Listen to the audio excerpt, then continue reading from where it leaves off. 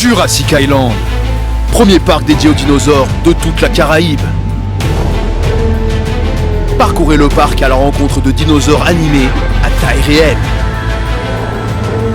Au programme, plongez dans l'ère du Jurassique en réalité virtuelle avec la toute nouvelle attraction Jurassic VR. Infos et adresse sur le site www.jurassic-island.com. Venez vous fondre le temps d'un instant dans un autre monde. Martinique Actualité. Désormais, Premier ministre, François Bayrou doit trouver des compromis dans une assemblée sans majorité. Il pourrait s'appuyer sur la réforme des retraites qu'il estime améliorable et sur laquelle il souhaite rouvrir les négociations. Le budget avec une priorité pour la justice fiscale sera aussi crucial, notamment après le soutien du MoDem à la taxe sur les hauts revenus. Mais Bayrou devra composer avec une assemblée nationale qui pourrait chercher à censurer son gouvernement, notamment la France insoumise. Toutefois, d'autres partis comme le RN et les Républicains ont indiqué qu'ils ne censurerait pas, a priori, le nouveau gouvernement. Enfin, l'utilisation du 49.3 qu'il défend comme nécessaire en l'absence de majorité pourrait être un point de friction avec la gauche, en particulier le Parti socialiste. On écoute la réaction de Béatrice Bellé, députée de Martinique. Là, nous allons reposer les bases. C'est déjà le maintien des budgets et puis c'est plus que ça. C'est notamment le combat de la continuité territoriale et pour ce qui concerne les socialistes, c'est aussi le passage de cette loi d'urgence vie chère, de lutte contre la vie chère, de lutte contre les concentrations et de mise en œuvre d'une transparence plus forte sur nos territoires. Ça aussi, ce sont des points d'appui et nous n'excluons pas aujourd'hui la censure si nous n'arrivons pas à gagner des arbitrages. Donc il y a un moment où, écoutez, nous les flatteries du on sait, on a compris, oui c'est nécessaire, on a besoin aujourd'hui de preuves d'amour et de preuves de considération.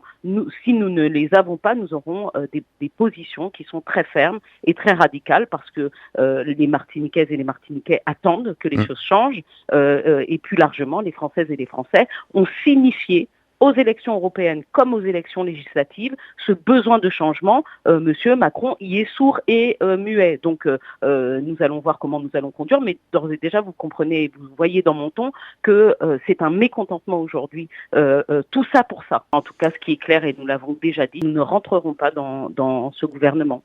Et le sénateur de Guadeloupe, Victorin Lurel, a réagi sur X, je cite « Au-delà des indéniables qualités humaines de M. Bayrou, j'ose croire que sa longue expérience politique et sa liberté revendiquée lui permettront d'engager une nouvelle méthode de gouvernance. » Fin de citation. François Bayrou, 73 ans, connaît les problématiques des Outre-mer pour s'y être rendu à plusieurs reprises, notamment lorsqu'il était candidat à la présidentielle. Il avait fait des propositions sur la vie chère, les sargasses ou encore la continuité territoriale. Catherine Emmanuel. François Bayrou a toujours défendu une approche proactive pour l'outre-mer, mettant l'accent sur le développement économique plutôt que l'assistance. Il a proposé des solutions pour améliorer la vie chère, en particulier en simplifiant l'organisation de la distribution et en réduisant les charges pour les entreprises locales. Il a également plaidé pour une meilleure continuité territoriale entre les Outre-mer et la métropole, en prenant exemple sur l'aide accordée à la Corse. François Bayrou a proposé plusieurs pistes pour lutter contre cette situation. Il estime que des réformes peuvent être apportées au niveau de la distribution pour réduire les coûts. Enfin, il plaide pour un soutien à l'activité économique locale plutôt que pour l'assistance et propose d'alléger les charges des entreprises pour favoriser la création d'emplois. La question de la vie chère en Outre-mer reste donc une priorité pour le nouveau Premier ministre. François Bayrou a toujours respecté les particularités des Outre-mer, en particulier en Nouvelle-Calédonie, où il avait soutenu les accords de Matignon pour rapprocher indépendantistes et non-indépendantistes. Il a également défendu l'idée de ministère des Outre-mer à part entière, une promesse qu'il pourrait désormais concrétiser en tant que Premier ministre. Avec sa nomination à Matignon, François Bayrou semble déterminé à répondre aux besoins spécifiques des Outre-mer, avec un accent sur le développement économique, l'autonomie et la simplification administrative. Reste à savoir si ces engagements se traduiront dans les actes au sein du gouvernement. Et parmi les dossiers ultramarins que François Bayrou et son futur ministre des Outre-mer héritent de Michel Barnier, le dossier calédonien et les aides à la Nouvelle-Calédonie, la vie chère en Outre-mer, le projet de loi Mayotte ou encore le SIOM.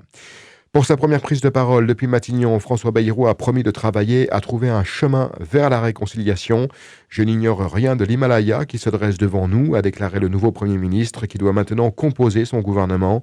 Il pourra s'appuyer sur plusieurs figures du MoDem comme Jean-Noël Barrot, actuel ministre des Affaires étrangères et fidèle soutien de Bayrou, qui pourrait être reconduit dans ses fonctions. Geneviève Darrieussecq, ministre de la Santé et ancienne ministre des Armées, fait également partie des personnalités susceptibles de rejoindre l'exécutif. Philippe Vigier, député MoDem et ancien ministre des Outre-mer, pourrait aussi faire son retour dans l'exécutif grâce à son expérience et son ancrage politique.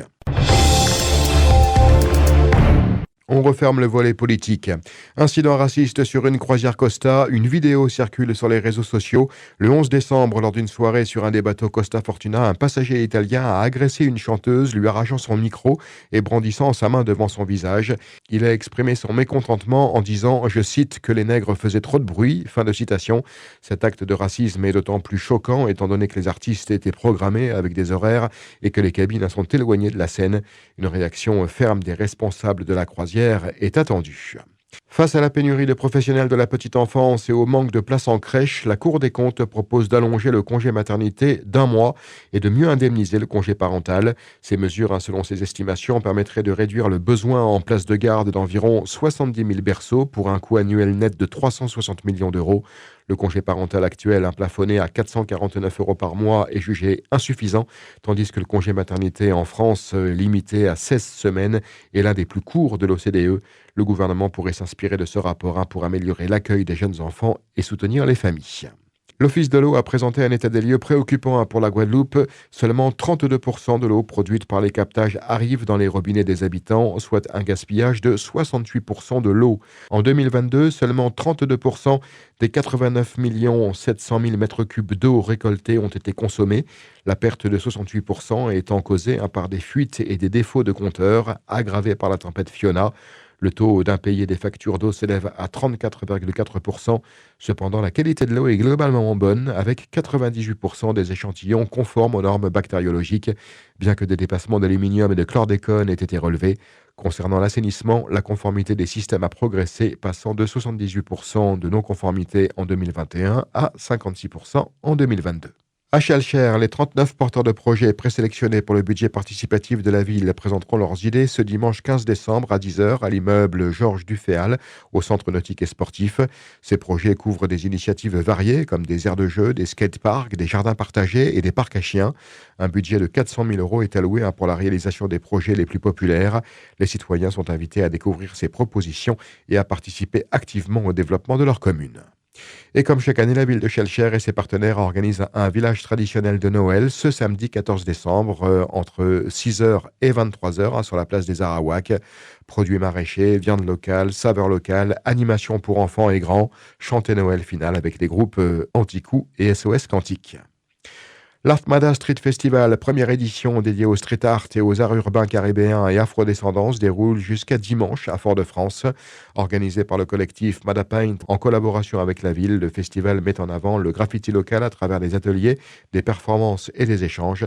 Parmi les événements des derniers jours, un marché de Noël demain et un tour guidé des fresques dimanche. Ce festival marque un tournant pour la scène du street art en Martinique.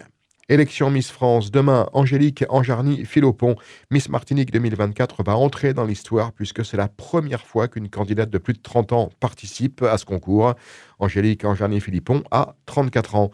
La grande sœur pourrait bien toucher le cœur des Françaises et montrer qu'à 34 ans, on a le droit d'être encore une princesse. Quant à Moira André, Miss Guadeloupe 2024, a un rendez-vous crucial pour son avenir. Elle représente son archipel dans l'espoir de décrocher un 5e titre national lors de ce concours de Miss France 2025. À cette occasion, Miss Guadeloupe Organisation invite le public à la fan zone. Miss Guadeloupe qui se tiendra au Cinestar des Abîmes à partir de 15h15.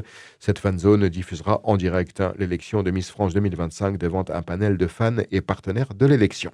Et tout de suite, c'est l'agenda du week-end sportif avec Rémi Colbert. Bonjour à tous. Nous ouvrons cet agenda par du football avec la mise à jour de la 5e journée du championnat de Régional 1 et qui a vu le succès du CO Trénel aux dépens de l'Espoir, score 2-0. Et pour le compte de la mise à jour de la 6e journée, la Samaritaine est allée battre l'US Diamantinoise 1-0. La 12e journée se joue ce soir à 20h. Le leader, le club franciscain, accueille l'Espoir. La Samaritaine championne seconde du classement se déplace à Schœlcher pour jouer l'émulation. Le New Club reçoit le 3e, le club péléen. Les autres matchs, RC Saint-Joseph CO Trenel, Club Colonial Aiglon, US Diamantinoise CS Casse-Pilote. Le match entre le Golden Star et le Golden Lion est prévu demain à 15h30.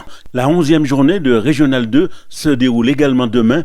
Dans le groupe A, le match des deux extrêmes voit le dernier du classement, l'AS Morne-Pito, recevoir le premier, l'Inter de Sainte-Anne à 19h. Le second du groupe, le RC Rivière-Pilote, accueille le 6e, le CS Vauclinois à 15h30. L'US Marinoise 7e et l'Olympique du Marin 8e s'affrontent dans un derby marinois à 15h30. Concernant ce match, nous avons recueilli les impressions du coach de l'Olympique, Johan Laviolette. C'est le derby contre l'USM. C'est, comme je dis, ce match-là, ça ne tient pas compte du classement. C'est un match où les deux équipes vont donner. Et puis à nous d'être beaucoup plus performants défensivement si on veut gagner. Dans le groupe B, 2 matchs se jouent ce soir à 20h. Le leader, l'AS Morne-des-Esses, reçoit l'avant-dernier, l'ASF, et le Silver Star se déplace au Lorrain pour affronter l'Océanique. Les autres matchs se joueront demain à 20h. En voile traditionnel, après les Gandioles, c'est au tour des Bébéoles de débuter leur championnat dimanche dans le cadre du Grand Prix de la ville du Robert. 2 courses sont au programme. La première est prévue à 10h. On écoute la présidente de la Fédération des Yoles Rondes, Isabelle Malboou. La prochaine course au niveau des bébéoles, c'est dimanche prochain, le 15 au Robert. Au François, ils étaient satisfaits malgré le nombre de bébéoles. Il y a 26 bébéoles, c'est ça? Oui, il y a beaucoup, donc ça veut dire vraiment qu'il y a la relève, tant mieux pour nous.